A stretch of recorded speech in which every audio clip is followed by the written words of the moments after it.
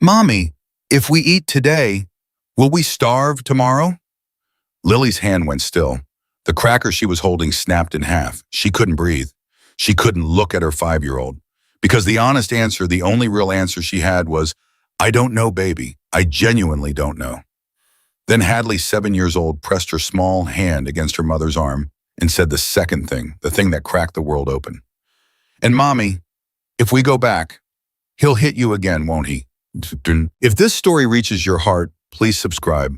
Hit that bell and drop a comment telling me what city you are watching from. I want to see how far Lily's story can travel. Lily Harper had $41.73 left in the world. She knew the exact number because she'd counted it twice in the gas station bathroom that morning, once with the lights on and once with the lights off, as if the darkness might somehow make the number larger.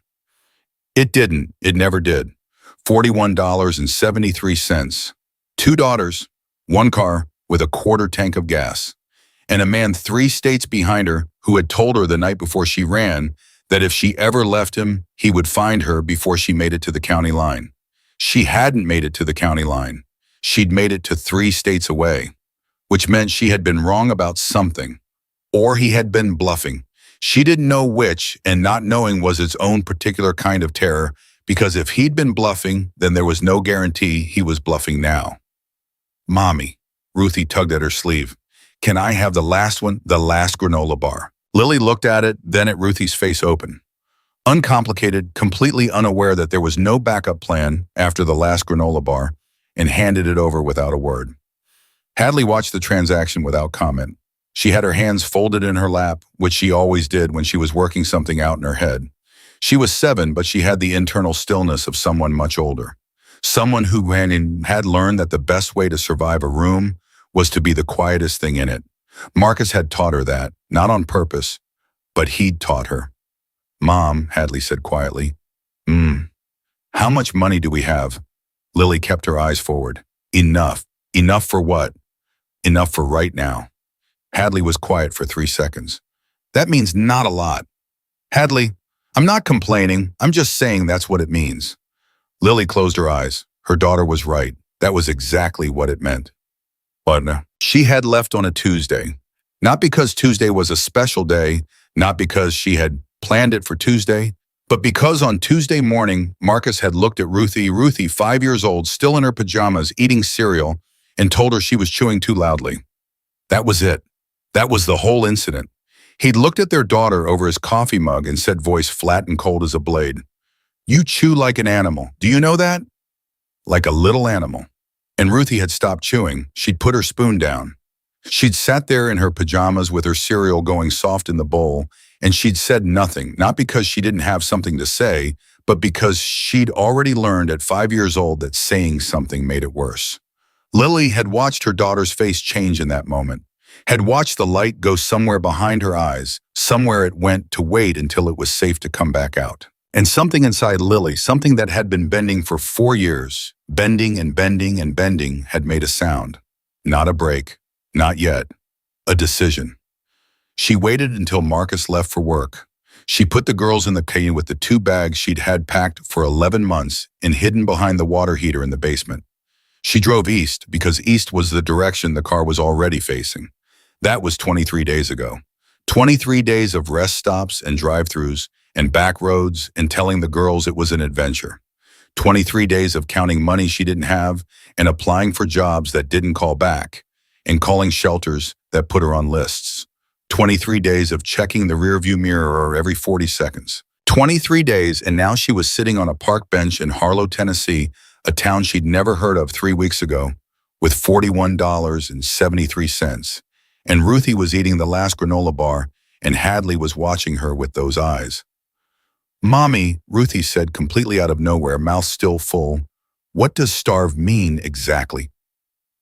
Lily's chest tightened. Where did you hear that word? Hadley said it. I said we shouldn't, Hadley corrected without looking up. Hadley, Lily started. I was just being honest, Hadley said, still calm, still folded hands. You always say honesty is important. Honesty is important, but so is eating. Hadley finally looked at her. Mommy, we haven't had a real meal since... I know when we last had a real meal, Hadley.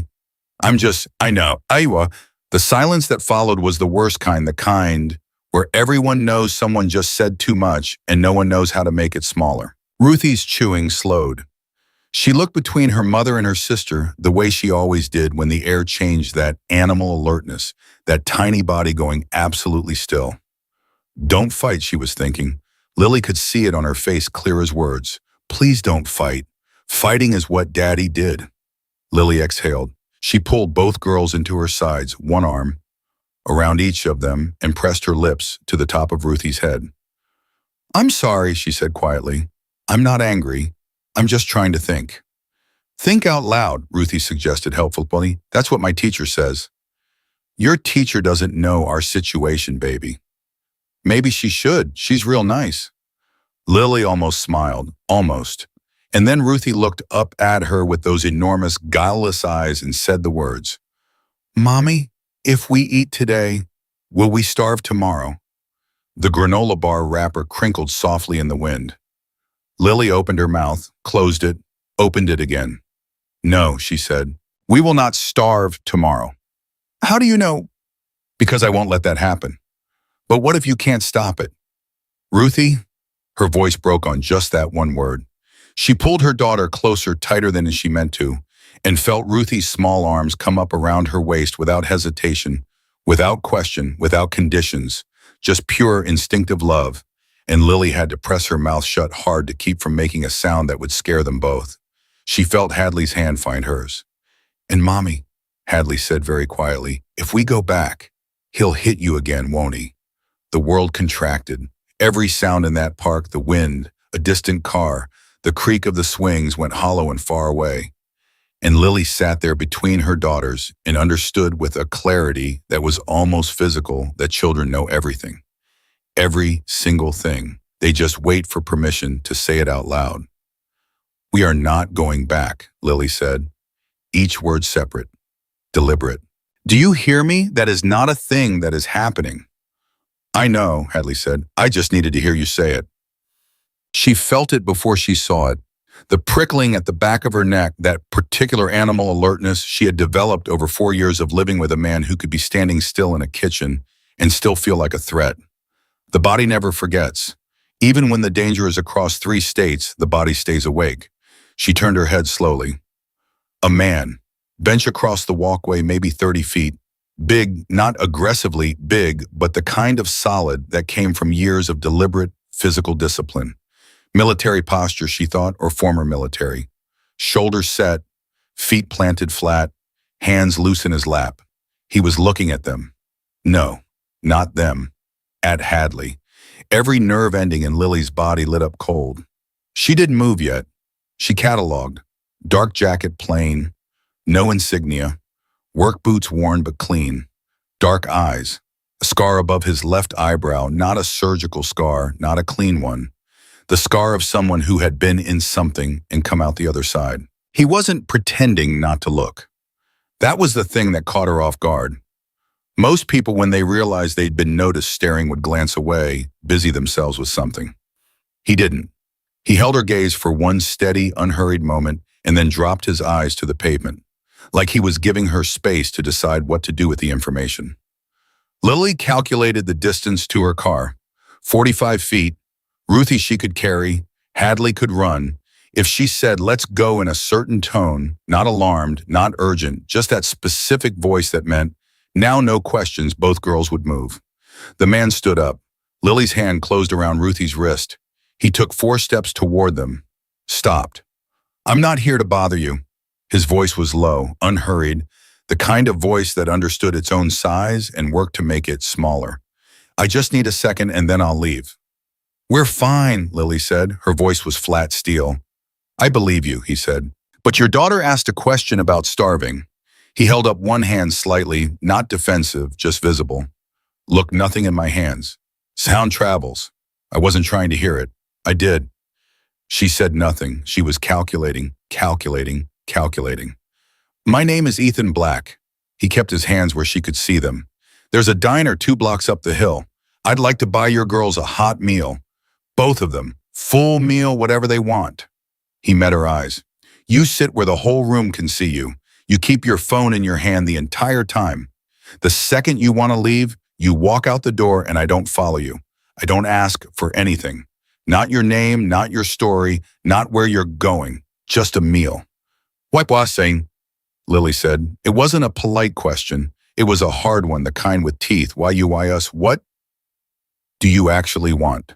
Ethan was quiet for a moment, and then he said something she wasn't prepared for. Because when I was about her age, he glanced at Hadley brief, then back to Lily. I sat on a bench, a lot like this one, and a woman walked by and looked at me and kept walking. And I never forgot what that felt like. His jaw tightened. I'm not that woman. The silence between them had weight. Ruthie, who had been watching this entire exchange with the focused attention of a courtroom observer, suddenly said, I want pancakes. Lily's eyes closed for 1 second. Ruthie, she said. What? He said, whatever we want. She said no. She was polite about it.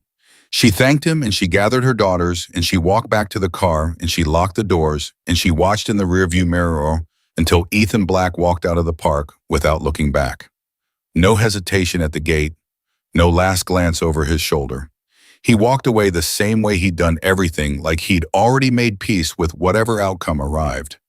She sat in the driver's seat for a longer timban. I liked him, Ruthie announced. You don't know him, Lily said. He talked to me like I was a real person. Lily's hands tightened on the wheel. Daddy never talked to me like a real person, Ruthie added, in the same uncomplicated tone she used to report things that were simply facts. No drama, no bid for response, just the clear, honest observation of a 5-year-old who didn't yet know that some truths were supposed to stay quiet. Lily couldn't speak. Mommy, Hadley said, we're still hungry. I know. The granola bar didn't really help. I know, Hadley. So what are we going to do? $41, quarter tank, no job, no shelter, no list that meant anything. I'm thinking, Lily said. Hadley said nothing for 10 full seconds. Then, Mommy, we've been thinking for a really long time. Bland. She drove for 20 minutes. She circled 4 blocks 3 times each. She pulled into the parking lot of a discount grocery store and sat for 6 minutes doing math on her phone that kept coming out wrong. Then she drove to the diner. Not because she'd changed her mind about Ethan Black. She told herself she hadn't changed her mind about anything. She drove to the diner because it was the only place within $41 that she knew her girls could get a real meal, and she would sit across the room from him if she even saw him at all, and it would mean nothing. The diner was exactly what he'd said. Small, clean, red booths, a ceiling fan that wobbled slightly on every rotation. An older woman behind the counter with reading glasses pushed up on her head, the kind of woman who called everyone honey without irony. Lily took the booth closest to the door, sat with her back to the wall. Old habit. 4 years of old habit. They had been there for 12 minutes. Ruthie fully committed to a plate of pancakes, Hadley methodically working through scrambled eggs and wheat toast when the door opened and Ethan Black walked in. He stopped when he saw her. He didn't smile. He didn't do anything practiced or performative. He just stood in the doorway for 2 full seconds, and then he walked to the counter, took a stool with his back to her, and ordered a coffee. Just coffee. Nothing else. He never turned around. Lily watched the back of his head for 11 minutes. She watched the way he held his coffee mug both hands, like warmth was something worth holding on to. She watched him not look at her, deliberately, consciously, deliberately not look at her. She made a decision she couldn't entirely explain. She put her coffee cup down, told Hadley to watch Ruthie, and walked to the counter. She sat down 2 stools away from him. Why are you here? She said. I like the coffee, he said. Don't. He turned. Up close, the scar was more pronounced, more specific. The edges of it told a story she didn't have the context for yet. I told myself I came for coffee, he said quietly. That's the true part. The other true part is that I sat in that park after you left, and I thought about your daughter's question for 10 minutes, and then I got in my car. He paused. I'm not going to pretend that's normal behavior. It's not. I know. It's the kind of behavior that gets doors slammed in faces. I know that too. He looked at her steadily. I'm still here. She studied him for a moment, the evenness of him. the absence of anything that felt like performance. She had spent 4 years developing a very specific and finely tuned sensor for men who were performing calm, who showed you composure on the surface, while something pressurized and violent built up underneath. Marcus had been the master of it.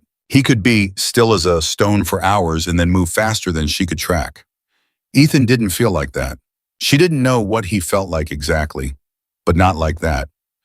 "You said you have resources," she said. "What does that mean specifically?" Something in his posture shifted slightly, attention sharpening without visibly changing. "I work with an organization, small, private. We help women and children in situations that need more than a shelter waiting list can give them.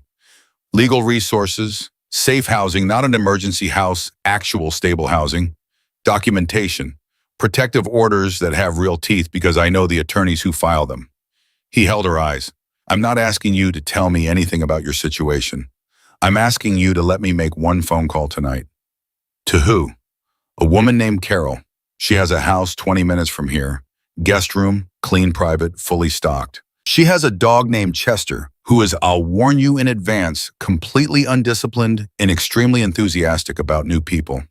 Despite everything, despite every single thing, Lily felt the corner of her mouth move. She stopped it. "What does Carol get out of this?" she said. "The satisfaction of doing something useful with a paid-off house and too much leftover casserole." He paused. "She was in your situation 17 years ago. Different details. Same road." The ceiling fan wobbled overhead. From the booth behind her, Ruthie said with great authority, "The syrup is way better than the other place, Hadley. Like way, way better." And Hadley said, "We've only been to 2 places." And Ruthie said, "Yeah, and this one is better." Lily looked down at the counter. She looked at the black coffee she wasn't drinking. She looked at her own hands, steady, she noted. Steadier than they had any right to be. "What do you get out of it?" she asked. Ethan was quiet for a moment. Not the quiet of someone evading. The quiet of someone choosing to be honest carefully. "My mother spent 18 years making do," he said. "She was tougher than anyone I've ever met. She made do through things that should have broken her 10 times over." He paused. "She died making do, alone at 51 because she never let anyone close enough to actually help." His voice stayed even. His eyes didn't leave hers. "I have spent a long time making sure I am not the person who walks past the bench." The diner was quiet around them. Lily picked up the white card he'd placed on the counter without her noticing, plain a phone number, nothing else, and turned it over in her fingers. "My name is Lily," she said. "My daughters are Hadley and Ruthie. I haven't slept more than 3 hours straight in 11 days, and I have $41, and I'm not going to pretend that's not terrifying." Ethan nodded. "Once. Slow. Then let's solve tonight," he said. "That's all. One night. You don't have to decide anything past that right now." Lily turned the card over once more. A phone number. A woman named Carol. A dog named Chester. One night. She could decide one night. "Okay," she said. And right at that moment, from the booth behind her, there was a crash. Ruthie had knocked something over, something plastic, something that clattered loudly across the tile floor, and then both girls burst out laughing. Not polite laughter, not careful laughter. The completely uncontrolled, helpless, full-body laughter of children who have for one brief, uncomplicated moment forgotten that anything in the world is wrong. Lily sat at that counter and let it land on her like sunlight on a very cold day. Not safe, not resolved, not even close to okay. But one night, and her daughters were laughing, and right now, just right now, that was enough to stand on. The drive to Carol's house was 22 minutes. Lily knew because she counted. She counted the way she counted everything now. Money miles minutes, because counting was the only form of control she had left, and she held onto it the way a drowning person holds onto something that might not float, but is the only thing within reach. Ethan drove ahead of her. He'd offered to have her ride with him, and she'd said no without hesitating, and he'd said, "Fine, I'll go slow." And he had. He'd kept exactly 2 car lengths ahead the whole way, and twice when she'd slowed down, he'd slowed down with her, and he never once sped up to see if she'd follow. She noticed that. She filed it. Ruthie fell asleep in the back seat, 7 minutes in which was the most merciful thing that had happened all day. Hadley stayed awake. She sat with her seatbelt tight and her hands in her lap and watched the road. Mommy, she said about 15 minutes in. Yeah. What if she's mean, Carol? Yeah. Then we leave. Hadley thought about that. In the middle of the night, if we have to. Another silence. Then, okay, just okay. The same way Ethan said it. Lily noticed that too, the way certain people use that word not as an ending, but as a door they were willing to walk through. The car ahead of her slowed and turned, and Lily followed. And then there was a house, not what she'd expected, though she hadn't known what to expect.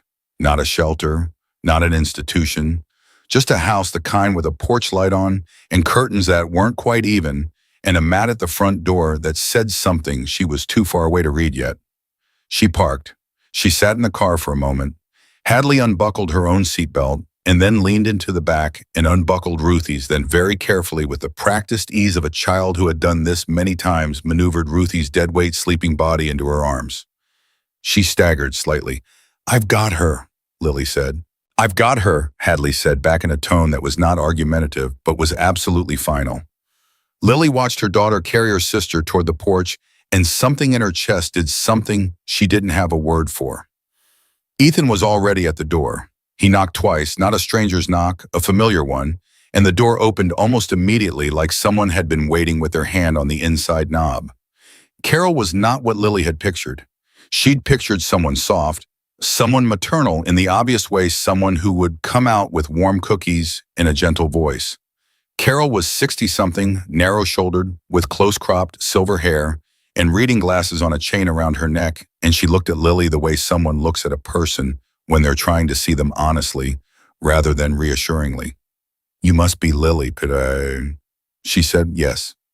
And these are your girls. Hadley, Lily said, and Ruthie, she's asleep. I can see that. Carol looked at Hadley, who was still holding Ruthie, with an expression of absolute stubborn determination. You want help with her, honey? No, thank you, Hadley said. I have her. Something moved across Carol's face, brief, private, the way emotion moves across the faces of people who have learned to keep most of it interior. Okay then, she said. Come in. The second Lily stepped inside, something launched itself at her legs with the velocity of a small freight train. Chester. Golden retriever, completely undisciplined, absolutely delighted. He hit Lily at knee height and then spun toward Hadley, and then froze suddenly, uncertain about the small sleeping person in Hadley's arms, and sat down and looked up at them both with his tongue out. Chester off, Carol said in the tone of someone who had said this phrase approximately 40,000 times and held no illusions about its effectiveness. Hadley looked down at Chester. Chester looked up at Hadley. A negotiation of some kind passed between them in 3 seconds. I like him, Hadley said. He'll be insufferable now, Carol said. You've made a friend for life. I hope you'll understand the commitment you have just made. And Hadley, this child who had not smiled once in the last 2 days, that Lily could recall, this 7-year-old, with the folded hands and the watchful eyes, smiled. Small, careful, like she was testing whether it was safe. But real. Lily had to look away. Ethan caught her eye across the entryway. He said nothing. He just gave her one small nod, see, and then turned to Carol and said something quiet that Lily didn't catch. Carol showed them the room. 2 beds, one of them already turned down.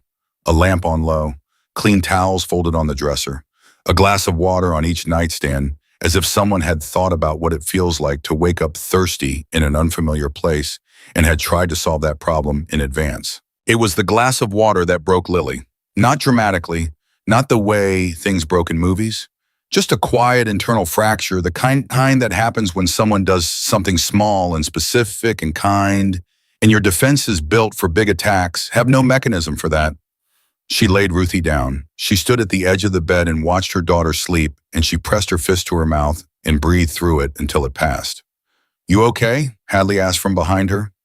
Yeah, Lily said. Yeah, I'm okay. You don't sound okay. I know. Hadley sat down on the edge of her bed. Chester had followed them despite Carol's clear instructions and had settled himself on the floor between the 2 beds with the satisfied air of someone who had won a negotiation. Hadley reached down and put her hand on his head without looking. Mommy, she said, is this real? What do you mean? Like, she struggled with it the way kids struggle with big concepts they're reaching for before they have the full vocabulary. Is this actually happening? Are we actually somewhere safe tonight? Lily sat on the bed beside her. Yes, she said. Tonight, yes. Just tonight. I don't know past tonight yet. Hadley nodded slowly. Okay, she said. Then I'm just going to feel good at it tonight. Lily stared at her daughter. Hadley, where do you come up with this stuff? Hadley shrugged. I just decided to, she said simply. You can't feel good about things you don't know yet, but you can feel good about what's actually in front of you. She paused. I think. Lily stopped. That's actually really wise. I read a lot, Hadley said. There's not much else to do when you're trying to be quiet. That sentence hit Lily like a closed fist. When you're trying to be quiet, 4 years of learning to be invisible in your own home, and this was what her 7-year-old had extracted from it, a philosophy of gratitude. She didn't know whether to be devastated or awed. She decided both. She tucked Hadley in and turned out the lamp and sat in the dark for 10 minutes until both girls' breathing evened out, and then she went back downstairs. Carol was in the kitchen. Ethan was gone. He left, Carol said before Lily could ask. He doesn't stay. That's his rule, actually not mine. He says the women coming through here don't need another man in the house until they're ready to decide that themselves. Lily sat down at the kitchen table. He said you were in a similar situation. 17 years ago. Carol set a mug of tea in front of her, then sat across from her with her own. Different zip code, same zip code, if you know what I mean. She wrapped her hands around her mug. My ex was a police officer, actually, which is its own specific nightmare, as you might imagine. Every person you could theoretically call for help already knew him by name. How did you get out? A woman I barely knew noticed something at a church potluck and called Ethan's organization instead of calling me. I was furious about it for about 3 days. Carol's mouth curved slightly. Then I was grateful for the rest of my life. Lily turned her mug in her hands. How long did it take to feel, she searched for the word, not scared? Carol looked at her steadily. Honest answer, please. The physical fear, the jump when a door slams, kind maybe 18 months before that, mostly stopped. The deeper stuff, the way you second-guess your own judgment because someone spent years teaching you that your judgment can't be trusted. She paused. That one takes longer. Different for everyone, but it does go. She held Lily's gaze. It does go. Lily didn't speak. Her throat was full of something that didn't have a name. He really used to tell you your judgment was wrong, Carol said carefully. He didn't have to tell me, Lily said. She stopped, started again. You know the thing where someone doesn't say anything terrible, they just respond to everything you do as if it's slightly stupid, as if the way you load the dishwasher and the way you talk to your friends and the way you cut vegetables is all just slightly patiently, continuously wrong. Her hands tightened around the mug. After a while, you stop making decisions because every decision you make is wrong anyway, so why make them? Carol said nothing. She didn't fill the space with reassurance or commentary. She just let Lily's words sit in the room where they belonged. And then one day Lily said, he looked at my 5-year-old and told her she chewed like an animal. The kitchen was very quiet. And something in me Lily shook her head. No, it wasn't even the worst thing he ever did. It wasn't close, but it was the thing. It was the thing that made me get up. It's always something small, Carol said quietly. The people who've been through it and the people who haven't, that's the thing the outsiders never understand. They want it to be the big thing, the dramatic thing. They want the reason to be proportionate to the act of leaving. But it's never the big thing. It's always something small, because the small thing is the thing that reaches the part of you that the big thing's already numbed. Lily looked at her. You should write that down. I tell it to every woman who comes through this house, Carol said. Consider it written. A silence settled between them, not uncomfortable. The kind of silence that exists between people who have recognized something in each other.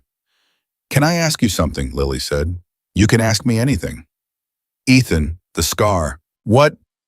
That's his story to tell, Carol said, not unkindly. But I'll say this much. He didn't get it doing something wrong. He got it doing something right in a situation where doing the right thing came with a price. She picked up her mug. He's a good man, Lily. I know you don't know that yet. I'm not asking you to take my word for it. Take all the time you need. But I've known him for 17 years, and I have never once had reason to revise that assessment. Lily nodded. She drank her tea. Outside, somewhere in the neighborhood, a dog was barking. Not Chester, who was presumably still installed between two little girls upstairs, and the sound of it was oddly normal, oddly reassuring, the sound of an ordinary neighborhood doing ordinary nighttime things. "Get some sleep," Carol said. "You look like someone who hasn't slept since before you can remember." "I haven't, really." "Then sleep. Everything else will be here in the morning." "I'll be here in the morning." "The problems will still be the problems in the morning, and you'll face them better with 8 hours in you." She stood and picked up both mugs. "And Lily?" Lily looked up. "You made it here," Carol said simply. 23 days on the road with two small kids and $41, and you made it here. Whatever else you think about yourself right now." She paused, direct and clear. "That took something. Don't forget that part." She went to the sink. Lily sat for a moment longer alone in the kitchen and tried to let that sentence land somewhere inside her where it would stay. She went upstairs. She lay down in the dark next to Ruthie's warm, sleeping, completely unbothered little body, and she listened to the sound of two small people breathing, and she did not sleep for a long time because sleeping required a level of surrender she wasn't ready for, and because her mind kept running the loop. Marcus. Where is Marcus? What does he know? How much time do we have? But somewhere past midnight, with Ruthie's hand curled around two of her fingers, and Hadley making small sounds in her sleep, and Chester breathing somewhere on the floor below Lily. Harper slept. She slept for 6 hours without waking.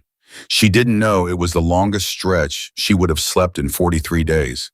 She didn't know yet that while she slept, Marcus Harper had filed a missing persons report 2 states back. Not because he was worried about his wife, but because a missing persons report was the kind of thing that created a paper trail that looked to the outside world like a concerned husband. She didn't know that the officer who took the report had handed Marcus a card and said, "We'll do what we can," and that Marcus had looked at that card for a long moment and then placed it on the dash of his truck and driven not home, but east. Not 2 states, not 3. He'd already closed the distance to 1.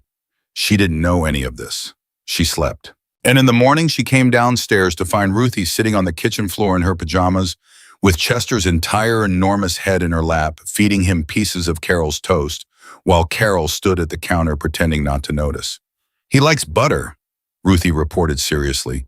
"He likes everything," Carol said. "He once ate half a throw pillow. He has no standards whatsoever." Ruthie beamed. She patted Chester's head with the confidence of someone who had known him for 20 years. Lily stood in the kitchen doorway and watched her daughter's face open.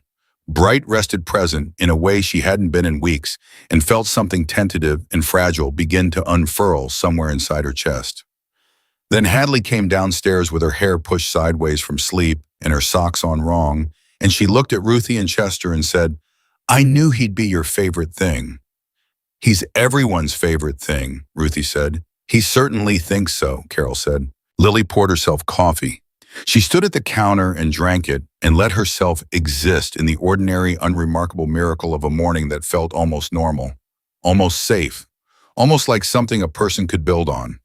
Her phone buzzed. She looked at it. Unknown number. Her stomach dropped 3 floors. She answered it before she thought about why she shouldn't. "Lily." Ethan's voice. She recognized it immediately, and the drop in her stomach converted itself into something more complicated. "I have something I need to tell you. It's not an emergency, but I need you to hear it before you hear it another way." She stepped out of the kitchen, into the hallway, out of earshot. "Tell me," she said. "Marcus filed a missing persons report yesterday evening." She closed her eyes. "He filed it in Dalton County, which is your home county, which means the jurisdictional reach is limited. My attorney saw it this morning. It's not a search warrant. It's not an Amber Alert. He can't file one of those because there's been no crime, and a father removing children from an abusive home is not a crime, which is what his report would imply." Ethan's voice was steady, deliberate, informational without being clinical. "But it creates a paper trail in his name, and paper trails can be followed." "How much time do we have?" she said. A pause. Brief, but she caught it. "He's not in Dalton County anymore." Ethan said. The hallway felt smaller. Where is he? We don't know exactly, but we know he's moving east. Another pause.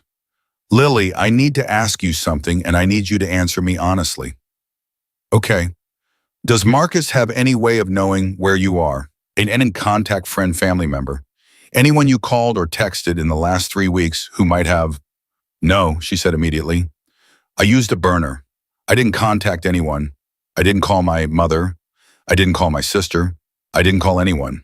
She pressed her back against the wall. Why, how could he? Your car, Ethan said quietly. Is your car registered in your name or his? The world stopped. His, she said, barely above a whisper. The registration, it's in his name. We never transferred it because. Okay, Ethan said. That's okay, that's fixable. But I need you to listen to me very carefully right now. Are you listening? Yes. We are not in a crisis yet, but we are on a clock. And the first thing we do today is get you off that clock. His voice was even, not urgent in a way that scared her, urgent in the way of someone who has navigated this before and knows exactly which steps to take. Can you trust me for today, one day? She thought about Carol's words. I have never once had reason to revise that assessment. She thought about Hadley. I think it's okay not to know yet. I think you're allowed to just find out. She thought about $41 in 3 states in 23 days, and the way her daughter had looked 20 minutes ago feeding stolen toast to an enormous, undisciplined golden retriever on a kitchen floor. Yes, she said. What do we do first? First, Ethan said, you go back in that kitchen and you eat breakfast, because you need to be clear-headed today, and you can't be clear-headed if you're running on coffee and adrenaline. A pause. And then you let me do what I know how to do. She stood in the hallway with the phone pressed to her ear. Ethan, she said. Yeah, he's not going to stop. She said it flat, factual, without drama. You should know that going in. He doesn't stop. It's not about me. It was never about me. It's about the fact that I left and no one leaves. A silence. I know that kind of man, Ethan said. Better than you might think. And he said very quietly, neither do I. She went back into the kitchen. She sat down at the table. She accepted the plate Carol put in front of her, eggs, toast, a small glass of orange juice, like something from a normal life, and she ate every bite of it methodically because Ethan had told her to be clear-headed, and she had said yes, and she was going to honor that even if her hands weren't entirely steady. Ruthie was still on the floor with Chester. She had graduated from feeding him toast to teaching him a trick he clearly already knew, but was pretending not to because Chester understood the way dogs sometimes do that. Being taught something makes the teacher feel powerful and needed and good. Hadley sat across from Lily with her own plate and watched her mother's face. Something happened, she said. I got a phone call. From Ethan. Yes. Is it Dad? Lily set her fork down. She looked at her daughter, this child with the serious eyes and the folded hands, and the unnerving ability to walk directly toward the center of a thing without flinching, and she made a decision in that moment. She was done lying to protect her. Not because protection was wrong, but because Hadley already knew. She always already knew. And the lie was lonelier than the truth. Your dad filed a report, Lily said carefully, a missing persons report, and Ethan thinks he's driving east. Hadley absorbed this without visible change. How far east? We don't know exactly. But closer than before. Yes. Hadley picked up her fork. She took a precise, controlled bite of her eggs. She chewed and swallowed and then said very quietly, Are we going to have to run again? I don't think so. Ethan has a plan. What kind of plan? I'm about to find out. Hadley considered this. Then okay. But Mommy. Yeah. I don't want to run anymore. Her voice didn't waver. It was simply factual the way she stated most things. I'm tired. Ruthie's tired even when she doesn't know she's tired. And Chester is here. She paused. I know Chester is not a reason to stay somewhere. I know that. But I wanted you to know that I want to stay. Lily reached across the table and put her hand over Hadley's. I want to stay too, she said. Let's try to stay. Hadley looked down at her mother's hand on hers. Then she turned her hand over and held it. They ate breakfast like that, Lily and Hadley, hands clasped across the table, while Ruthie explained to Chester the correct methodology for sitting on command. Chaya. Ethan arrived at 9:15. He knocked the same way he had the night before, familiar. Unhurried, and Carol let him in, and he came into the kitchen with a folder under his arm and a woman Lily had never seen before. She was maybe 45, compact dark hair, cut short and practical, wearing the kind of no-nonsense blazer that said attorney in the same way a stethoscope said doctor. She had a leather bag over one shoulder and the expression of someone who had walked into 100 kitchens like this one and intended to walk out having solved something. "This is Dana Reeves," Ethan said. "She's the attorney I mentioned. She's been doing family law and protective orders for 20 years, and she's the best in the state at what she does." "Second best," Dana said without looking up from the folder she'd already opened on the table. "There's a guy in Nashville who's slightly better. I'm working on it." She looked up at Lily. "You're Lily Harper." "Yes." "And Marcus Harper is your husband?" "Legally, yes." "Do you want that to change?" Lily blinked. Yes, eventually. We'll come back to eventually," Dana said. "Right now we're dealing with today. Sit down, please, both of you." Ethan sat. Lily sat. Carol took the girls and Chester into the living room with a discretion so smooth it barely registered. Dana laid 3 pages on the table. "Here's where we are. Marcus filed a missing persons report at 7:42 p.m. yesterday in Dalton County. It has your name, your daughter's names, and the description and plates of the vehicle you're driving, which is registered to Marcus. That's the lever he's using. The car is technically his property, which in the eyes of a hasty raid means you could be construed as having taken it without permission. He's not filing a theft report, probably because his attorney told him that would backfire. But the missing persons report, combined with the car registration, gives him a tool. He can use it to find us," Lily said. "He can use it to ask law enforcement to find the vehicle," Dana said, "which is different from finding you, but not different enough for my comfort." She turned a page. "The good news, and there is good news, is that we can neutralize the car issue completely within 2 hours. There's a mechanism for emergency transfer of vehicle registration in cases of documented domestic abuse. I've used it 11 times. It's not complicated if you have the right paperwork, which I've already started. What do you need from me? Documentation, photographs if you have them, medical records if any of your injuries were treated, testimony, which means you talking to me on record about the pattern and history of abuse." Dana's voice was direct but not cold. "I know this part is hard. I know you've been trying not to say it out loud because saying it out loud makes it real in a different way. But I need it from you, Lily. The more specific and detailed, the stronger the protective order." Lily's hands were flat on the table. She looked at them. "How protective is a protective order if he doesn't respect it?" "That's the right question," Dana said. "On its own, a protective order is a piece of paper. What makes it real is enforcement documentation and the support structure around you." She glanced at Ethan briefly. "That's the second part of what we're doing today." "Tell her about Tennessee," Ethan said. Dana nodded. "Tennessee has some of the stronger enforcement statutes in the country for violation of protective orders, specifically in cases involving children. If Marcus crosses into this state and approaches within the prohibited distance, it's a criminal matter, not a civil one. That means arrest, not just a court date." She paused. "I'm also filing simultaneously in Dalton County to establish jurisdiction here as your new county of residence, which ties his hands significantly in terms of any custody maneuver he might try." Lily looked up. "He doesn't care about the girls," she said flatly. "He never—" She stopped. Something complicated moved through her face. "He cares about controlling them, but he doesn't care about them. If that distinction makes sense." "It makes complete sense," Dana said. "And it's important information because it tells us what he'll use them for. He'll use them as leverage to get to you. He won't file for custody because he wants the girls. He'll file to create a legal mechanism that requires your engagement with him." "He did that," Lily said. Quiet, hard. "That's exactly what he does." "Then we get ahead of it today." Dana uncapped a pen. "I need 2 hours of your time right now. Can you give me that?" Lily looked at Ethan. He was watching her steadily, not pushing, not pulling. Just there. "Yes," she said. She gave Dana 2 hours. She talked. She talked in a voice that was even and controlled for the first 40 minutes and then started to lose its evenness, and she kept going anyway.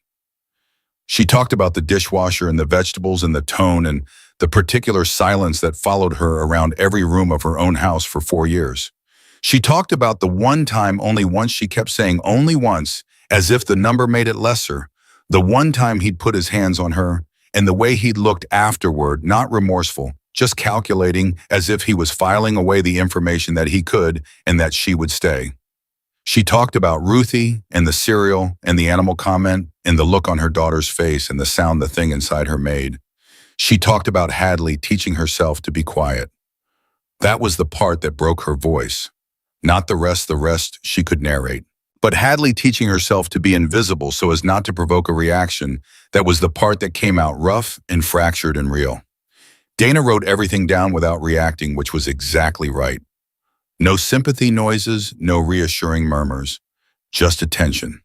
Just the pen moving and the pages filling, and the sense that every word Lily said was being converted into something with weight, with legal mass, something that could be held up in a room and taken seriously. When it was over, Dana capped her pen and said, "You did well. It doesn't feel like doing well. It never does, but you gave me what I need." She closed the folder. "I'll have the emergency registration transfer filed by noon. The protective order petition goes in this afternoon. We'll have a hearing date within 72 hours, and given what you've told me, I expect the emergency order granted same day." She looked at Lily directly. "You are not powerless in this, Lily. I need you to hear that. The law is imperfect and slow, and it fails people every single day, and I am not going to lie to you about that. But right now, today, you have more tools than you had at 7 this morning. That matters." Lily nodded. She didn't trust her voice. Dana packed her bag and left with the folder and the pen and the focused efficiency of someone who already had 12 things to do before noon. The kitchen felt different after she was gone, quieter, but not emptier. Fuller somehow. Ethan stayed. He sat across from Lily with his coffee going cold, and he didn't say anything for a moment, and she appreciated that. She appreciated the silence of someone who understood that there was a particular kind of exhaustion that came not from physical effort, but from the act of finally saying true things, and that the remedy for that exhaustion was not more words. "How are you doing?" he said finally. "Honestly, always. I feel like I just took everything I'd kept in a box for 4 years and turned the box upside down on a stranger's table." She pressed the heels of her hands to her eyes. "Which I know is the right thing, I know that. It just feels like exposure." "Yes." "That passes," he said. "The exposure feeling. It takes a little while, but it converts. It becomes something else." "What does it become?" He thought about it. "Evidence," he said. "It becomes evidence of your own reality, which after a long time of someone telling you your reality isn't what you think it is, turns out to be worth more than you'd expect." She looked at him across the table. In the daylight in a kitchen over cold coffee, he looked different than he had in the park and the diner. Not softer, that wasn't the word. More specific. The scar above his eyebrow was just a scar. The steady quality of him wasn't a performance or a tactic. It was simply the settled composure of a person who had been through something, come out the other side, and decided what to do with that fact. "Can I ask you something now?" she said. "Yeah. The organization you work with. Does it have a name?" "Quietly," he said. "That's the name, that's the name." The corner of his mouth moved. "We found that people are less likely to ask for help if the asking feels loud. Everything about it is designed to feel like a small, quiet thing you can do when you're not ready to do a big thing yet." He paused. "Calling a shelter feels enormous. Calling a number a quiet man gave you in a diner is something else. How many people have come through it?" 243 families in 7 years. She stared at him. 200 and... "We're small," he said. "We're not a national organization. We're not trying to be. We're trying to be good at the thing we do in the geography we do it in, and then help other people build the same thing somewhere else." "Who funds it?" "Private donors. People who came through it once they're stable enough to give back. Some corporate sponsors who prefer to stay anonymous." He paused. And I have some savings from a previous life that I use for operational costs. Previous life. Military, he said simply. 12 years. Then some private security work that paid very well and sat very badly with me. He turned his coffee mug in his hands. I was good at protecting things. I wanted to be good at protecting people. It took me a while to figure out those weren't the same skill set. What made you figure it out? A pause. Not the pause of evasion, the pause of a person arriving at a memory they keep at a certain distance. I came home on leave when I was 27, he said. My mother was in the hospital. She'd told me she'd fallen. She told everyone she'd fallen. He stopped. She hadn't fallen. The kitchen was very quiet. She died 6 months later, he said. Not from that, from something else, something the doctor said was unrelated. But I don't believe that, and I never will. He looked up. She spent her whole life asking for help in ways that were too small to hear. She never asked out loud, and I was trained to listen for threats, and I never once heard her. Lily found she had nothing to say, not because there was nothing that I say, but because whatever she said would have been less than the truth deserved. That's why, Ethan said. That's the whole answer. She nodded. He nodded back. And then Ruthie appeared in the kitchen doorway with Chester, both of them wearing expressions of extreme innocence that suggested they had been doing something they were not supposed to be doing. Mommy, Ruthie said, what did you do? Chester and I were practicing jumping. Ruthie, he was already jumping. I was just giving it structure. Carol appeared behind them both with the expression of someone who had lost a battle with a golden retriever and was choosing to accept it with dignity. He knocked over the magazine rack, she said. Nothing is broken. Everyone is fine. The magazines have been restacked, more or less. I helped restack, Ruthie said. She did, Carol confirmed. They're in the wrong order, but they're stacked.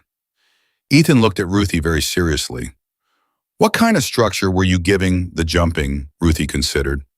Height goals, she said. And how are his numbers? Really good, Ruthie said. Really, really good. Ethan nodded gravely. That's important data. Ruthie beamed at him with the full wattage smile that she reserved for people she had decided were on her side, and Lily watched Ethan receive that smile, and something in his expression shifted just briefly, just barely, into something that looked almost like the particular longing of a person who has built a life around protecting families and has no family of their own. It was gone in a second, but she'd seen it. She filed it. It was past 11 when Ethan's phone rang. He looked at the screen, stood up without urgency, and stepped into the hallway. He was back in 90 seconds. Dana got the registration transfer, he said. It's filed. The car is yours. One thing done. Thank you, Lily said. She did it. Thank her. He sat back down. Lily, there's something else. The air in the room changed. My contact in Dalton County, the person who monitors the report for us, sent an update 20 minutes ago. He spoke carefully, every word placed. Marcus made a phone call yesterday afternoon before he filed the report to a private investigator in Knoxville. She felt it in her stomach first, the cold drop. He hired someone. He made a call, Ethan said. We don't know yet if he hired someone or just made an inquiry, but Knoxville is 40 minutes from here. The kitchen held that information in silence. How did he know the general area? Lily said. Her voice came out steady. She was surprised by it. He may not know, Ethan said. Knoxville is a hub. It's where you hire someone if you're looking for someone in the eastern half of Tennessee. It might be general coverage, not specific. He paused. But I want to be honest with you. It's also possible he has more information than we know yet. The car, she said, if he knew the plates and someone ran them. The transfer is filed, Ethan said, which means the plates now show a transfer in process. Anyone running them now hits a flag that goes to Dana's office, not to Marcus. He held her eyes. That's why we did that first. She understood then what he'd done, not just filed paperwork, closed a door before Marcus could walk through it, anticipated the move. You've done this before, she said. Yes. Has it ever, she stopped, reformulated. Has it ever gone wrong? A beat. Honest. Once, he said, 3 years ago, a man found his wife before we had the order in place. She and her daughter are both okay, they got out. but it was close. His jaw tightened. I changed the protocol the next day. What we did this morning is what came out of that change. What happened to the man? He's in a correctional facility in Georgia, Ethan said. He'll be there for 8 more years. And Marcus? Ethan looked at her steadily. If Marcus comes near you or your daughters with intent to harm, I will use every legal mechanism available to make sure he ends up somewhere he cannot reach you for a very long time. He paused. And if those mechanisms aren't fast enough, I have other skills. The last sentence landed without drama, without threat in her direction.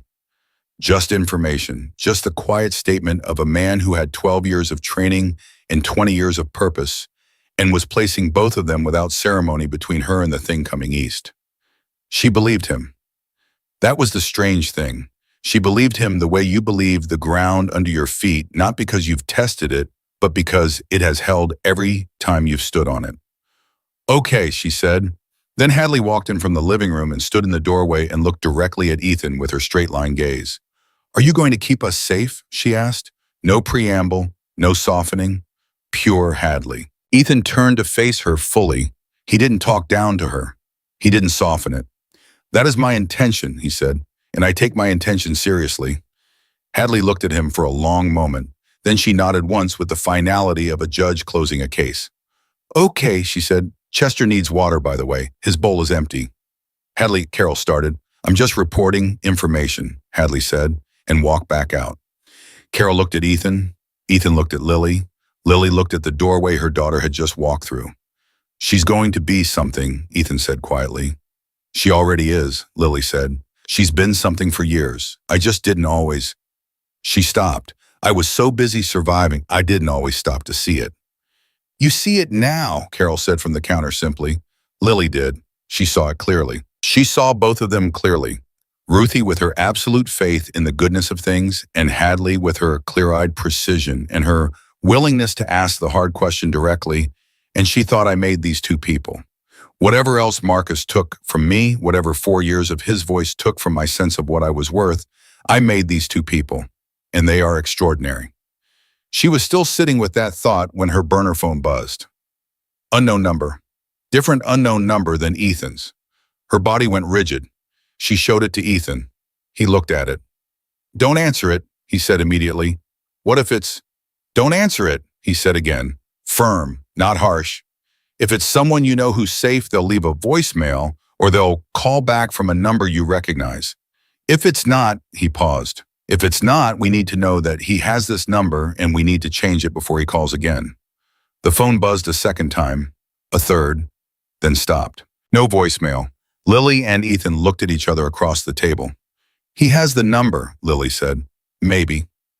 How I bought it with cash. I never called. She stopped. Her mind ran back fast through 23 days. Who had she called? What had she used it for the shelter? The Tuches. One call to a pharmacy to ask about a prescription Ruthie needed. Carol last night, but that was through Ethan. My sister, she said. Ethan went still. I told myself I didn't call anyone. But 3 days in day 3, I was losing my mind. I needed to hear a voice. She pressed her hand flat on the table. I called my sister from the burner. One call, 40 seconds. I told her we were okay, and I told her not to tell Marcus, and she said she wouldn't. She heard herself say it. She heard all of it, and she already knew before Ethan said anything what it meant. Did Marcus know you and your sister were close, he asked. He monitored her actually, Lily said. He never liked her. He said she was a bad influence. He would check my phone for her number. She stopped. He monitors her phone. The word landed in the room like a stone in still water and sent ripples through everything. 40 seconds, 3 days in. He'd had this number for 20 days, and he hadn't called it until now. He waited, Lily said. The realization came slowly then all at once, like something surfacing. He waited until he thought he was close enough that calling would panic you into moving, Ethan said, or confirm that you were still reachable on this number. He's not just driving east randomly, Lily said. He knows the general area. He's been triangulating. Yes, Ethan said. He stood up. We need to move some things forward. He pulled out his own phone. Carol. Already ahead of you, Carol said from the counter, and Lily realized she'd been listening to all of it with the same quiet attention she'd given everything else. Not surprised, not panicked, prepared. The way a woman is prepared when she has been through her own version of this and spent 17 years building a house into something more than a house. The girls stay inside today, Carol said. I'll keep them occupied. Chester is worth 3 babysitters. She looked at Lily. You go do what you need to do. They are safe here. Lily looked toward the doorway where she could hear Ruthie's voice explaining something to Chester in great detail, and Hadley's quieter voice occasionally interjecting corrections. She wanted to go stand in that doorway and just watch them for a while. She wanted to freeze this moment, her daughters safe and fed and arguing cheerfully about a dome, and keep it as proof that safe mornings were possible, that they existed, that she had gotten her children to one. Instead, she stood up and squared her shoulders and looked at Ethan Black. Tell me what we're doing next, she said. He looked at her, and in his eyes, she saw something she hadn't expected. Not just resolve, not just the focused competence of a man with a plan, something that looked briefly like the recognition of one person who had decided not to stop fighting by another person who had just decided the same thing. First, he said, we change that phone number, and then we go on offense. Going on offense meant 3 things, Ethan explained, and he laid them out with the precision of someone who had rehearsed this kind of thinking until it became instinct. First, change the phone. Second, get the emergency protective order hearing moved up. Third, find out exactly how close Marcus was and what he knew before he knew they knew it. Lily listened. She nodded. She did not let herself think about the fact that 24 hours ago, she had been sitting on a park bench with $41 in a gas station granola bar. She did not let herself think about how fast everything was moving. Thinking about the speed would make her freeze, and freezing was not something she had the luxury of right now. She changed the burner number first. Ethan drove her to a pharmacy 4 miles from Carol's house. She paid $11 for a new SIM card, transferred the relevant contacts, Ethan, Dana, Carol, and dropped the old SIM into the trash outside the pharmacy door. She watched it disappear into the bin and felt something symbolic about it that she didn't have time to examine. Back in the car, Ethan's phone rang before she'd even buckled her seatbelt. He answered it on speaker without hesitation. Go ahead. It's me, a man's voice flat and businesslike. I got something on the PI. Name's Roy Durbin. He's got an office on the east side of Knoxville. Marcus made contact 2 days ago, not yesterday. Paid him $1,500 in cash, according to my source. Lily's hands went tight in her lap. What was the scope? Ethan asked. Vehicle tracking and location confirmation. Durbin doesn't do confrontation work. He's strictly a find and report guy. So Marcus is using him to locate, then Marcus moves himself. Does Durbin have current intel? A pause. That's the part you're not going to like. The car was very quiet. Roy Durbin pulled a toll record hit on a vehicle matching Lily's old plates 6 days ago. Highway 11W heading toward Morristown. Another pause. The registration transfer hit the system this morning, so he can't run the plates anymore. But he had 6 days of a head start. Ethan looked at Lily. She looked back at him. He was already here, she said. The words came out flat like something falling. Not 40 minutes away. Already here. The plates changed, Ethan said. Durbin's lead just went cold. But Marcus already knows the general area. He doesn't need Durbin to tell him what county. He already knows what county. She pressed the back of her hand to her mouth for a second, pulled it down, breathed. He's been here. He's been driving around here for days, and I didn't know. And the girls were in that park, and I was sitting on that bench, and he could have... He didn't, Ethan said, hard and clear. He didn't find you. 6 days in the area, and he didn't find you, which means he doesn't have a specific location. He has a region. That's different. It doesn't feel different. I know, but it is. The voice on the phone said, you want me to sit on Durbin's office and see if Marcus makes contact again? Yes, Ethan said, and I want to know the second Marcus's vehicle shows up anywhere in a 20-mile radius. You have the plate. Got it this morning. Call me directly, not text, call. Understood. The line went dead. Ethan set the phone on the dash and looked at Lily. She was staring through the windshield at nothing. Her jaw was set.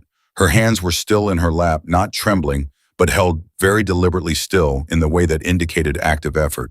He's been here for 6 days, she said, while my daughters were in that park, while we were sleeping in the car. Yes, and I had no idea. No. She turned to look at him. How did you find me, Ethan? That specific bench, that specific park. I didn't call anyone. I didn't tell anyone. Why were you there? Something shifted in his expression. Brief, careful. I want you to hear the full answer to that question, he said, because you deserve the full answer. But I need you to hear it in a context where you have time to process it. Can you trust me on the timing of that? That is a very specific way of not answering. I know. It makes me think the answer is something I'm not going to like. Parts of it, he said honestly. Not all of it, but parts. She looked at him for a long moment. The steady quality of him, the same quality she'd noticed in the park and the diner at Carol's table, was still there. Nothing in it felt like deception, but something in it felt like the particular carefulness of a man navigating something complicated with more information than he'd shown her yet. After the hearing, she said. After the hearing, he agreed. She turned back to the windshield. Then let's get to the hearing. Dana had moved fast. The emergency protective order hearing was scheduled for 2 o'clock that afternoon at the county courthouse, which was either a testament to Dana's professional relationships or the result of calling in favors Lily didn't have the full picture of. Probably both. She didn't care which. She cared that it was happening. They drove back to Carol's house first. Lily went upstairs and changed into the one clean blouse she'd kept folded at the bottom of her bag for 11 months. She'd packed it the same day she packed the emergency envelope. Knowing without fully admitting, she knew that there would be a day that required it. She stood in the bathroom and looked at herself in the mirror and thought, this is the face of someone about to ask a court to take her seriously. Look like it. She went downstairs. Hadley was at the kitchen table with a book. She looked up when Lily came in. You look like you're going somewhere important, she said. I am. Is it going to help? I think so. I hope so. Hadley closed her book with the careful precision she applied to everything. Mommy, she said, whatever happens in there, you're not wrong. You weren't wrong about leaving. You weren't wrong about any of it. She said it the way she said most things, direct, unadorned, requiring nothing back. Just stating a fact she felt needed to be on the record. Lily crouched down in front of her daughter's chair. She took Hadley's face in both her hands. Thank you, she said. I mean it, Hadley said. You're not wrong. I know, Lily said. I'm starting to know that. She kissed her daughter on the forehead, stood up, and walked out the door. The hearing lasted 51 minutes. Donna was precise, efficient, and utterly without sentiment, which was exactly what a courtroom required. She laid out the documentation, Lily's testimony, the pattern of behavior, the missing persons, report the P, the known location in a sequence so logical and well sequenced that it had the quality of architecture. Everything held up everything else. The judge was a woman in her 60s who listened without visible reaction until the part about Hadley, about a 7-year-old learning to be invisible in her own home, about a child who had developed the reflex of stillness, the way some children develop the reflex of running because stillness was what kept her safe. The judge's pen stopped moving. She looked at Lily directly for the first time since they'd begun. How long has your older daughter been exhibiting these behaviors? She asked. Since she was 5, Lily said. Maybe earlier, that's just when I noticed. The judge looked back at her papers. She wrote something. She did not look up again. The emergency protective order was granted at 2:47 p.m. Lily sat in the courtroom chair for a moment after the judge left, just sitting with the paper in her hands. It was real. It had a case number and a judge's signature in legal language that said Marcus Harper was prohibited from coming within 500 feet of Lily Harper or her minor children, from contacting her by any means, from interfering with her residence from. It went on. It went on for 2 pages that hadn't existed this morning. She turned to Dana. Does this actually, it's real, Dana said. The moment he crosses that line, it becomes a criminal matter. And I've already sent a courtesy notification to the Knoxville PD and the county sheriff that this order exists and that there is a known person of concern in the area driving. She slid a paper across the table. I got his plate from your DMV records this morning. They're watching for that vehicle. Lily stared at her. You already? I filed everything in the right sequence, Dana said. That's the job. She clicked her pen closed with finality. Now we go to the second phase, housing, employment, a sustainable plan that doesn't require you to depend on the goodwill of kind strangers indefinitely. She glanced at Ethan. No offense. None taken, he said. My organization has a partnership with a property management company that holds 2 units specifically for situations like yours, Ethan said. 1 bedroom, 1 2-bedroom. The 2-bedroom is available. First 2 months covered by Quiet Lease Fund. After that, we connect you with a job placement partner who's placed 47 women in stable employment in the last 3 years. Lily looked at him. You have a 2-bedroom apartment just available. We keep them available, he said. That's the point, so that when someone needs to not go back to a park bench, they don't have to. She wanted to say something about the scale of what he was describing, the apparatus of it, the years of work embedded in the casual way he said we keep them available.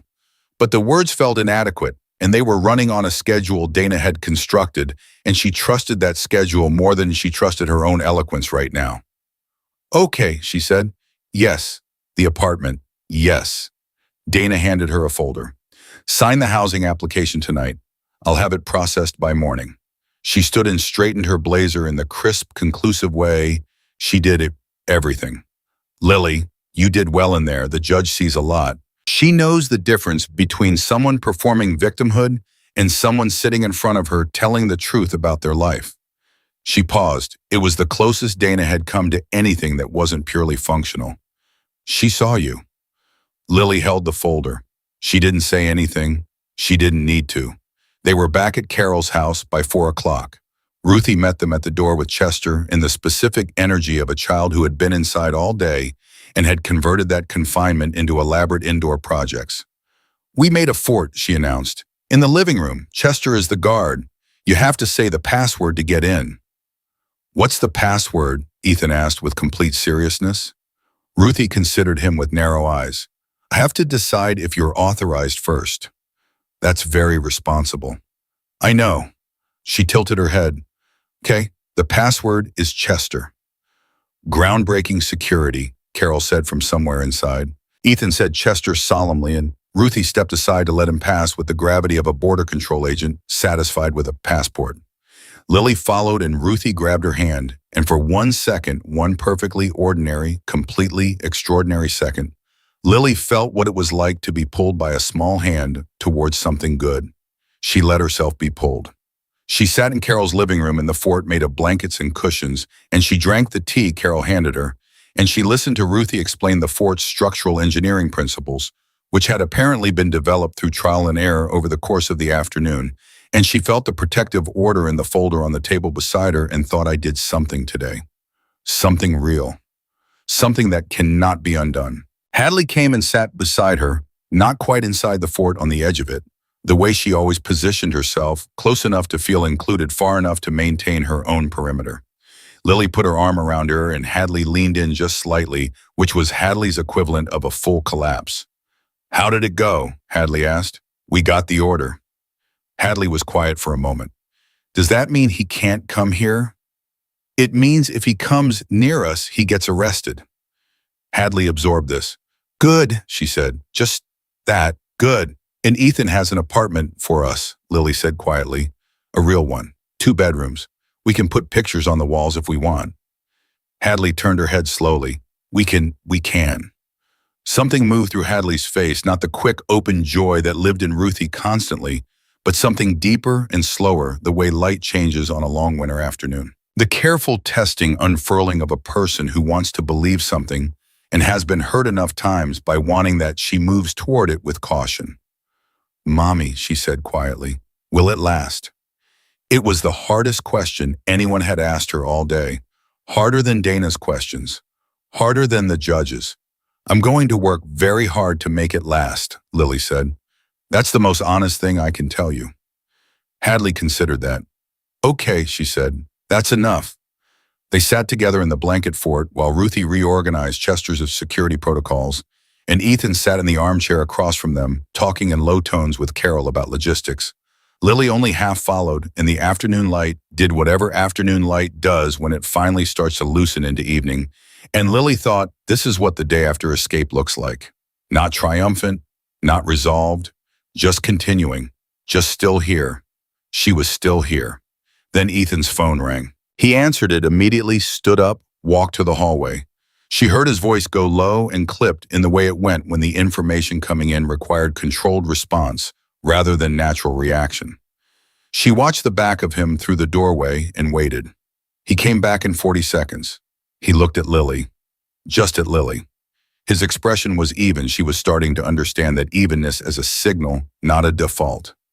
He was even when he was working hardest to stay even. Marcus's vehicle, he said, was spotted 20 minutes ago on Route 11 West. Eastbound. He's 7 miles from here. The fort was very quiet. Ruthie looked up from Chester. She'd heard the shift in the room, the way children hear things adults think are above them. Is Daddy coming? She asked. The word Daddy hit the room differently than it would have 3 days ago. Not with fear, or not only with fear, with something more complicated. The complicated thing that happens when a word that should mean safety has been converted slowly and systematically into a word that means the opposite. Lily looked at her daughters. She looked at Ethan. Not into this house, Ethan said. To all three of them. Clear, steady, absolute. That is not going to happen. What are we doing? Lily said. The sheriff's department has his plate. The moment he enters the county, they can pull him for a stop and serve him with the protective order in person, which triggers immediate criminal liability if he continues. He was already typing on his phone. I'm sending the vehicle description and route to my contact at the department right now. That's the plan, Lily said. We wait for the sheriff. The sheriff is part of the plan. So is Dana, who I'm calling in 30 seconds. And so is the fact that Marcus doesn't know this address. He looked up from his phone. Lily, he has a county. He doesn't have a street. There are 11,000 residential addresses in this county. He's driving around hoping. That's not the same as knowing. He's persistent, she said. You don't know how persistent he is. I know persistent, Ethan said. What I also know is that persistent and legally exposed are a very bad combination for someone like Marcus, because every move he makes right now is being watched and documented and will be used. He held her gaze. Let him drive. Every mile he drives toward you is another count on the order violation if he comes within 500 feet. We want him to keep coming. We want him to make the mistake on record. She stared at him. You want him to come here. I want him to come into a trap he doesn't know exists, Ethan said. There's a difference. The room processed that. Hadley said from the edge of the fort in her perfectly level voice, that's actually smart. Ethan looked at her. Thank you. I'm not complimenting you, Hadley said.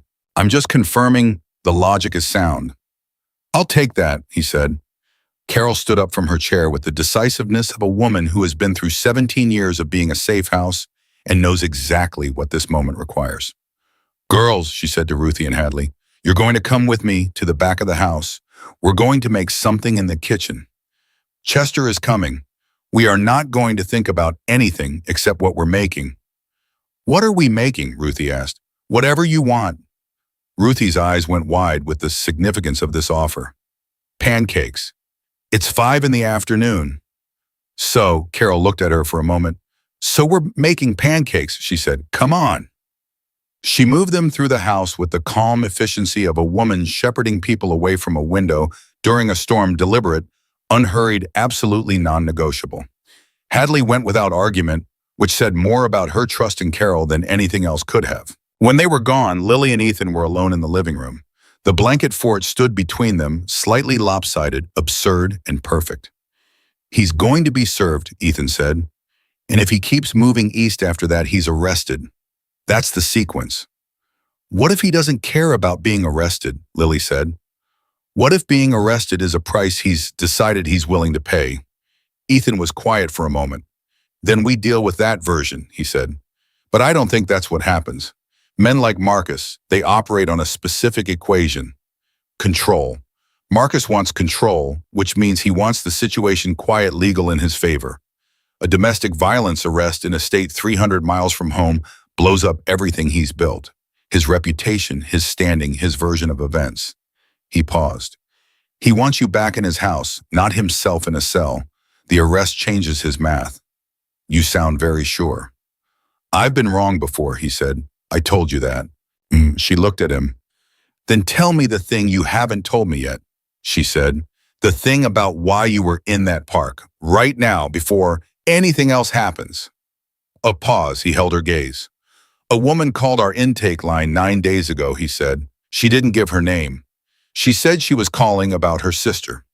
She said her sister was in trouble and had taken her daughters and left her husband, and that she was worried because she knew the husband and she knew what he was capable of, and she was scared to give more details because she knew he monitored her phone. Lily's whole body went still. She said she'd managed to get one call from her sister 3 weeks in, 39 seconds. And in those 39 seconds, her sister had said she was okay, she was moving east, she was trying to find something stable. And then she said, Ethan held Lily's eyes without looking away. She said her sister had 2 daughters, ages 5 and 7. She said her sister's name was Lily. And she said, please, please help her.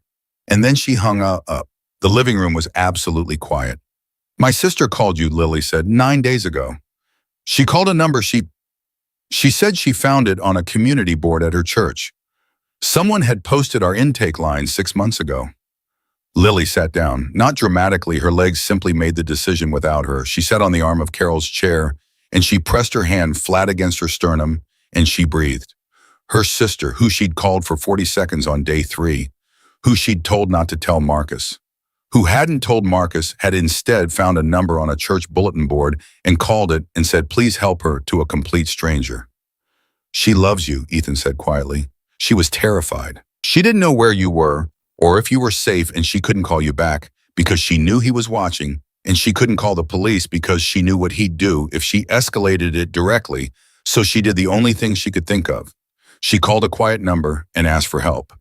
She didn't tell me, Lily said. Her voice was uneven. She didn't warn me that she couldn't contact you. She didn't have your new number after the first call. He paused. I think she hoped it would just work. That we'd find you and help you and you'd be safe and maybe someday you'd know she'd tried. Lily pressed her fingers to her eyes, hard, held them there. She thought about her sister. Stubborn, impractical, fiercely loyal, the woman who had sat across from her at Christmas dinners and looked at Marcus with eyes that said everything her mouth wasn't allowed to say. And she thought about her finding that number on a church bulletin board and calling it and trusting a stranger with her sister's life. I need to call her, Lily said. You will, Ethan said, after tonight when we know what Marcus does next and it's safe. But yes, you call her. She dropped her hands. She looked at him. There was something she wanted to say, and she didn't have the exact shape of it yet. Something about the particular experience of being found by someone who was looking for you, specifically who had moved toward you, while you were trying to make yourself invisible, not to expose you, but to cover you. Something about the difference between being seen and being hunted, and how she had spent so long bracing against the second that she'd forgotten the first was even possible. She didn't find the words for it. Not then. She just said, thank you for being in that park. Ethan looked at her for a moment. Thank your sister, he said. She's the one who found you. His phone buzzed. He looked at the screen. His jaw tightened fractionally.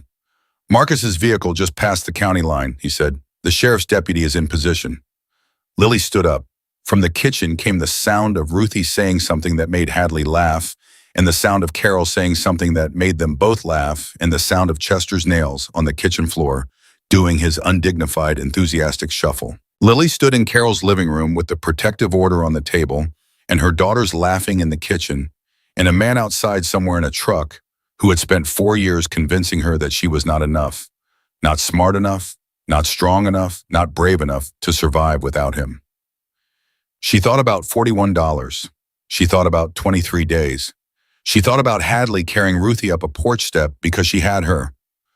Okay, Lily said. Her voice was even, steady, the particular steadiness not of a woman who wasn't afraid, but of a woman who was afraid and had decided it was not the most important thing in the room. Then let's end this. The call came 8 minutes later. Ethan's contact at the sheriff's department. Ethan answered on the first ring, listened for 45 seconds without speaking, and then said thank you and hung up. Lily watched his face the entire time. She had become, in the last 72 hours, fluent in the particular language of his expressions. The small contractions, the micro adjustments, the way something moved behind his eyes when information arrived that required careful handling. She read all of it now without needing the words. "Tell me," she said. Deputy pulled him over on Route 11W 2 miles inside the county line, served him with the protective order in person. Ethan set his phone on the table. Marcus signed the acknowledgement of service. He signed it. He had to. That's how service works. He can deny receiving it. He cannot deny having signed. Lily processed this. What did he do when they pulled him over? What did he... He was cooperative, Ethan said. Polite. The deputy said he seemed unsurprised. That detail landed wrong. She felt it immediately. Unsurprised. Yes. Marcus is never unsurprised. He's never cooperative. She pressed her hands flat on the table. That's not how he responds to things he doesn't want to happen. He gets cooperative when he's already decided on his next move and he wants to buy time to execute it. Ethan looked at her, and she saw in his face that he'd had the same thought and had been deciding whether to say it.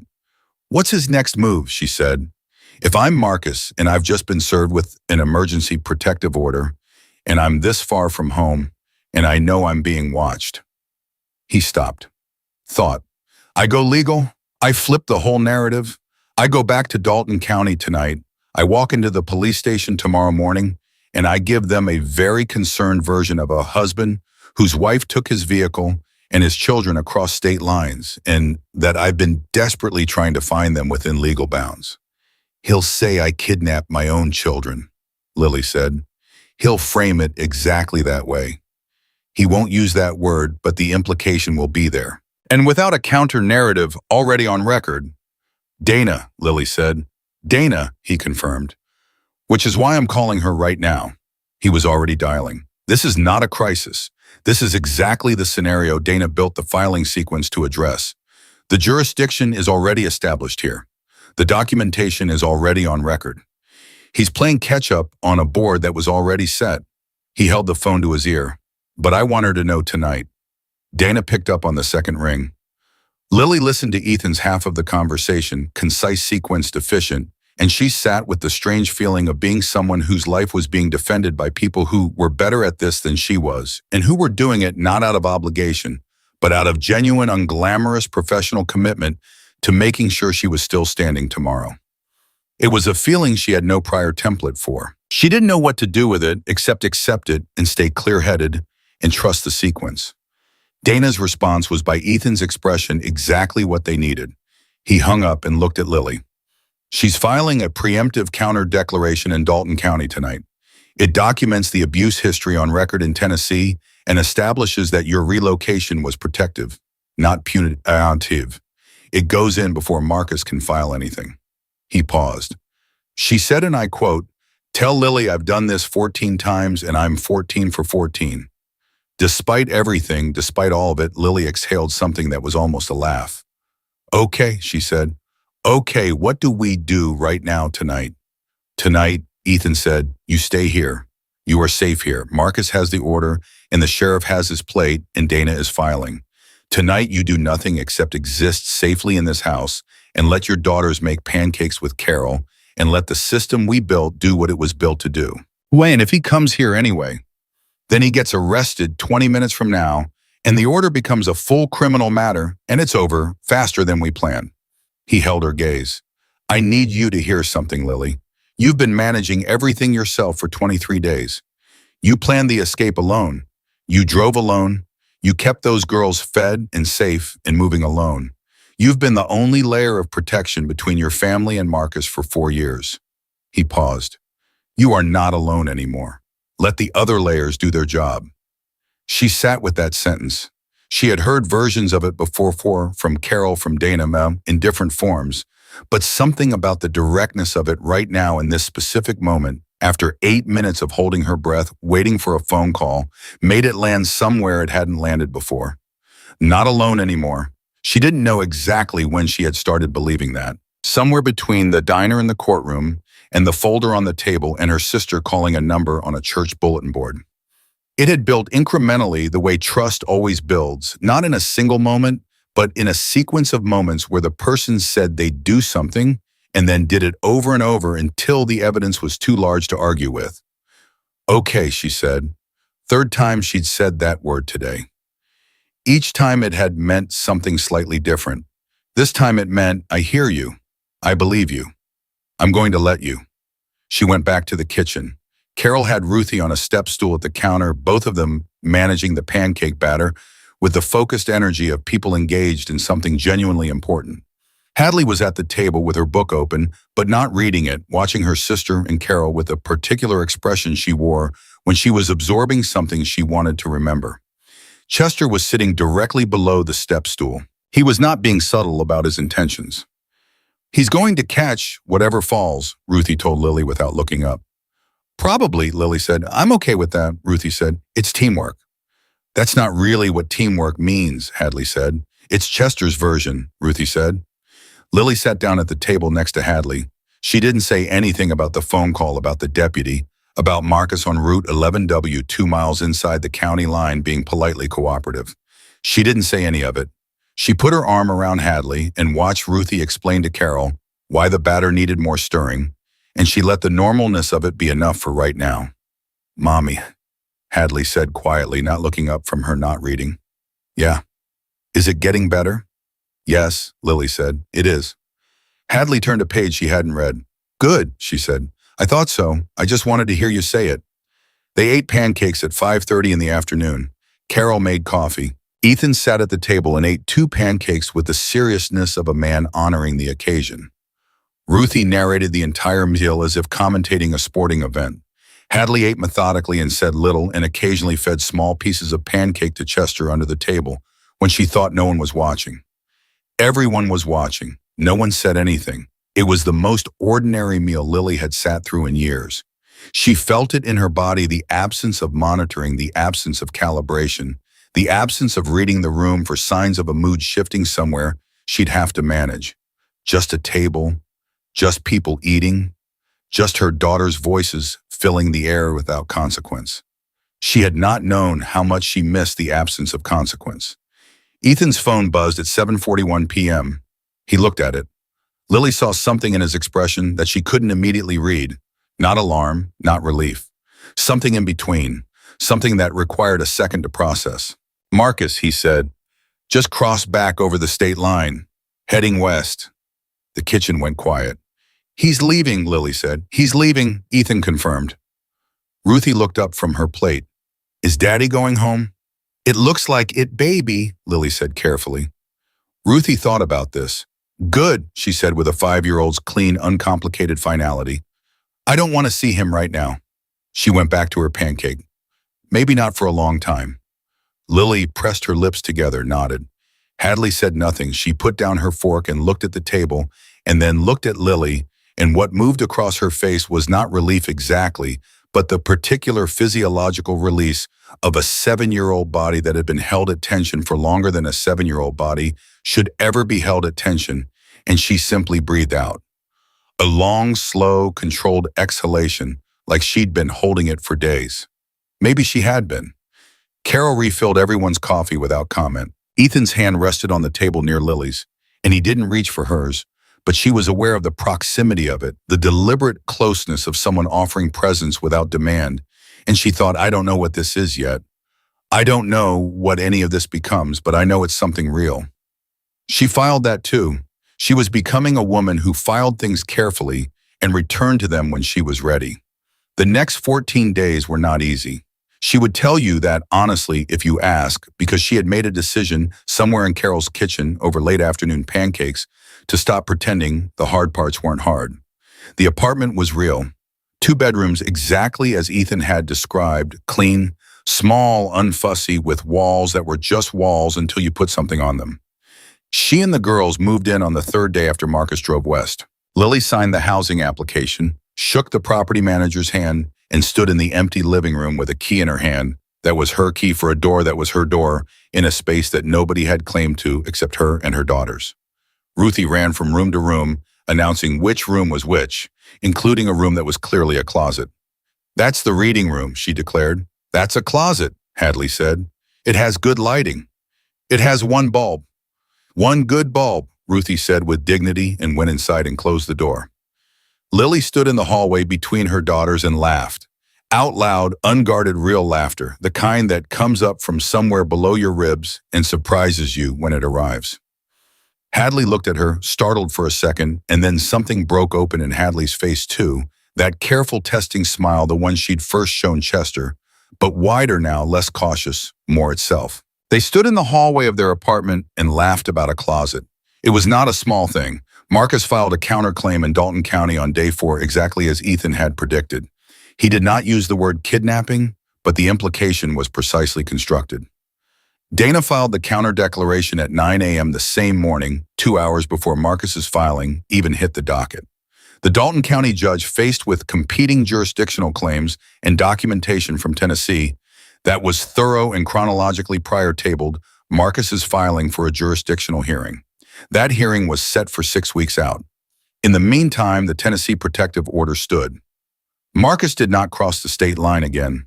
Dana's theory was that his attorney had looked at the filing sequence in the documentation and advised him that the ground in Tennessee was not ground he was going to win on, and that the smarter play was to fight on home turf on his terms on his timeline. It was a smart play. Dana was better. Lily knew this in the abstract. She also knew in a much more immediate and physical way that knowing Marcus was still out there, making smart plays with his attorney was not the same as feeling safe. The jump when a door slammed, the freeze when an unknown number called, the way she still checked the rear-view mirror every 40 seconds, even driving to a grocery store 4 miles from an apartment he didn't know the address of. She told Ethan about this on the phone one evening, 10 days in, and his response was the most useful thing anyone had said to her about it. "That's not weakness," he said. "That's your body catching up with your decisions. Your brain already knows you're safer. Your nervous system needs a few more data points before it believes it. Give it time and evidence. They'll align." "How long?" she asked. "Different for everyone," he said. Which was what Carol had said.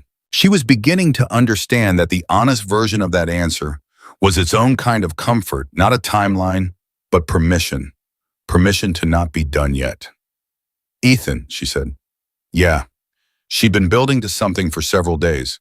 She wasn't sure it was the right time. She wasn't sure there was a right time for it, which probably meant any time was as good as any other. "I've been thinking about what you said, about your mother." She paused. "I think you've been carrying that for a long time. The idea that you should have heard her." A beat. "I don't think you should have had to. I think she should have been able to say it out loud. And I think the fact that she couldn't was the failure of a system and a culture and the particular silence that gets built around these things, not the failure of her son." The line was quiet for a long moment. "I know that," he said. "Intellectually, I know that.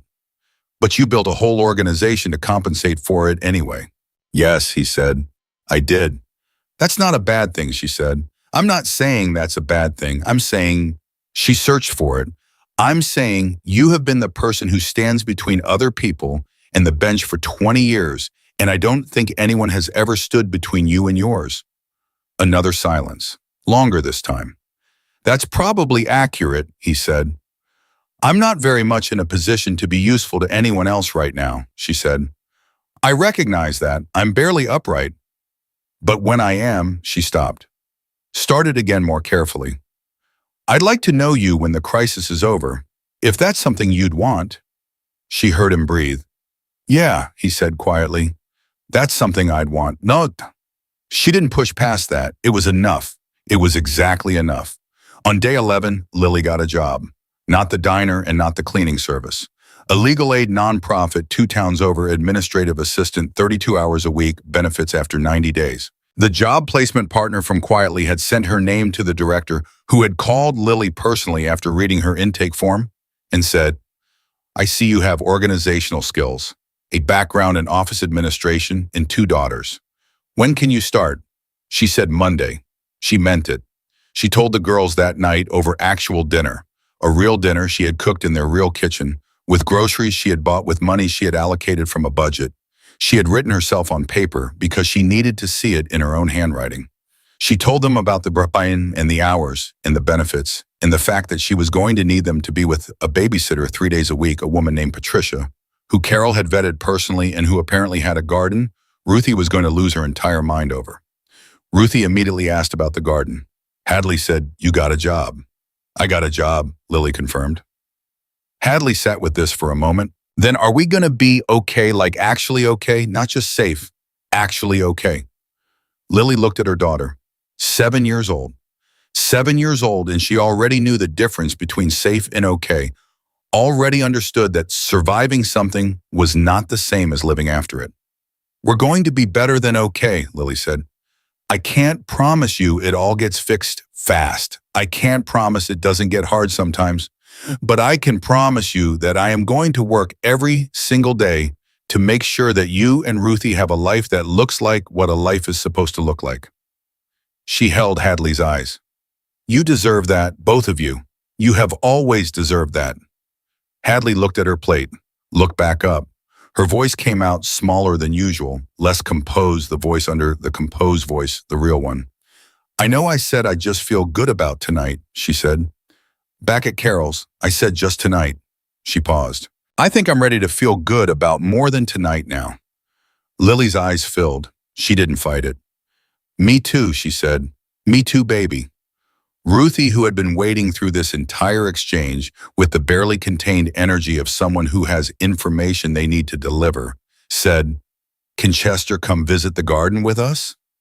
"Chester is Carol's dog," Hadley said. "Carol could come too," Ruthie said, as if this were obvious. "We could all go. A garden trip. A family garden trip."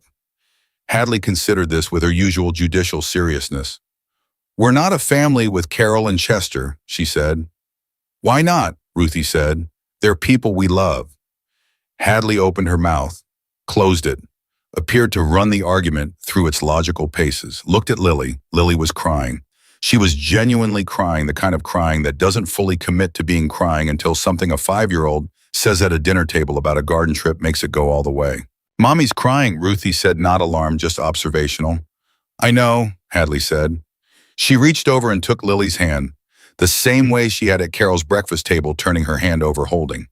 "It's okay, Mommy, we're okay." "I know," Lily said. "That's why I'm crying." She wiped her face with her sleeve. She looked at her daughter's Ruthie with her garden plans and her absolute certainty about who qualified as family Hadley, with her hand wrapped around her mother's, and her careful eyes finally a little less careful. And she thought about $41 in a gas station container and a park bench and a question no child should ever have to ask. She thought about the 11 months of a hidden emergency envelope. She thought about a Tuesday morning and a bowl of cereal and a decision that had no drama in it, just the sound of something inside her finally saying enough. She thought about her sister at a church bulletin board. She thought about Ethan in a park not walking past. She thought about Dana with her pen and her 14 for 14 record, and Carol with her house and her dog and her reading glasses and her 17 years of proof that things could be rebuilt. She thought about Hadley teaching herself to be invisible and then slowly, day by day, in small, careful increments, learning that she didn't have to be anymore. She thought about Ruthie, who had never fully learned to be invisible in the first place, who had bounced through 4 years of tension and control, and a father who called her an animal for chewing, and had come out the other side with her whole heart still open, still trusting, still completely willing to love a garden and a woman named Carol and a man named Ethan, who listened to a 5-year-old like she was a real person. What Ruthie had preserved, Lily realized, was not innocence. Innocence was something you lost. What Ruthie had preserved was something harder to name, a choice almost. A daily, unconscious, ferocious decision to believe that the world contained more good than what she'd been shown so far. Lily was going to spend the rest of her life trying to deserve that. The 6-week jurisdictional hearing came and went. Dana walked in with 43 pages of documentation and walked out with a ruling in Tennessee's favor. Marcus's Dalton County filing was dismissed for lack of jurisdiction. The protective order converted from emergency to permanent, 2 years renewable, with a criminal enforcement clause that Dana described as having teeth sharp enough to matter. Marcus did not appeal. Dana called Lily with the news at 8:15 on a Thursday morning. Lily was getting the girls ready for school, their new school, 4 blocks from the apartment where Ruthie had already made 3 best friends, and Hadley had already corrected the teacher's grammar once, and been told gently that while she was correct, perhaps she could save the correction for after class. Lily took the call in the kitchen, while Hadley braided Ruthie's hair with the focused intensity of a person who had decided this was her job now, and was going to do it properly. "It's done," Lily said. "It's done," Dana said. "2 years renewable. Criminal enforcement. He knows better than to test it. And if he does test it, then I have 14 pages of supplementary documentation ready to file, and I will enjoy every minute of it." A pause. "Lily, it's done. You're allowed to let that land." She let it land. She stood in her kitchen in her apartment with her key on the hook by the door and her grocery list on the counter, and her daughters arguing in the hallway about the correct method for braiding, Hadley insisting on technique, Ruthie insisting it looked fine, and she let it land. Done. Not perfect, not solved in every dimension. The jump at doors still happened sometimes. The rear view mirror check was down to every 2 minutes instead of every 40 seconds, which was progress. There were nights when she woke at 3 a.m. with her heart going, and she had to lie still and do the inventory. I am in my apartment. My daughters are asleep. The doors are locked. The order is in effect. I am not there. I am here. Some nights that took 5 minutes. Some nights it took 20. She had stopped judging herself for the length of it. What had changed? What had changed fundamentally in the way that doesn't unchange was the knowledge underneath it. The bone-level, evidence-based, hard-won knowledge that she had done it. She had gotten up on a Tuesday morning, and she had moved. She had driven 23 days on $41 and will. She had sat across from a stranger in a diner and said her name out loud. She had walked into a courtroom and told the truth about her life to a judge who had stopped writing and listened. She had signed her name on an apartment lease that was only her name. She had this morning braided Ruthie's hair while Hadley supervised, and then walked both of them to a school 4 blocks away and watched them go through the front door, Ruthie running, waving without looking back. Hadley walking, turning once to check that Lily was still there, and then she had walked home alone through a neighborhood that was hers now, in a morning that was hers, and she had thought, this is it. This is what I was building toward, without knowing what I was building toward. Not the absence of fear. Not a life without difficulty or uncertainty, or the slow, unglamorous work of rebuilding from the ground up. Just this. The key on the hook. The grocery list. The argument about braiding. The job she was walking to in 40 minutes. The sister she'd called the week before first real call since she ran 2 hours of it, crying and laughing and saying all the things that had been stored up for 23 days and then 4 more weeks and then all the years before that. Her sister had said, "I found a number on the church bulletin board." And Lily had said, I know you did. Thank you." And her sister had cried and Lily had cried, and they had talked until both of them ran out of words and sat in comfortable, exhausted, repaired silence across 2 states. And it was the best silence Lily had experienced in a decade. She had people now. She had Carol and Chester and Patricia in her garden, and Dana with her 14 for 14 record, and Ethan, who she was having dinner with on Friday. Not a crisis dinner, not a strategy meeting, just dinner. 2 people who had decided they wanted to know each other after the emergency was over. She had Hadley and Ruthie, who were at school right now, learning things and making friends and existing in a building where nobody monitored the volume of their chewing. She had a job in 38 minutes. She had an apartment with walls she had not yet put pictures on, which meant she had that pleasure still ahead of her, the pleasure of choosing what she wanted to look at in her own space on her own walls for no reason except that she wanted to. She stood in her kitchen and she breathed. She was 30 years old. She had 2 extraordinary daughters. She had $41 worth of proof that she could do hard things alone, and she had the good sense to know that not having to do them alone was not weakness, but wisdom. She had an emergency behind her and a life in front of her in a Tuesday morning several months ago when something inside her had shifted, and she had not second-guessed it, not once, not even when it was hardest. She would always be the woman who had gotten up on that Tuesday. No one could take that. Not Marcus, not 4 years, not any version of any future where things got hard again. And they would, because things had always got hard again. She knew where she kept her getting up now. She knew exactly where it lived and how to reach for it. Ruthie had been right that first morning at Carol's feeding stolen toast to an undisciplined golden retriever on a kitchen floor. You could feel good about what was actually in front of you. Lily Harper looked at what was in front of her, her kitchen, her key, her grocery list, her life, and she felt good about it. She had survived. More than that, she had decided to live. And that was not the same thing, and it never would be, and it was everything.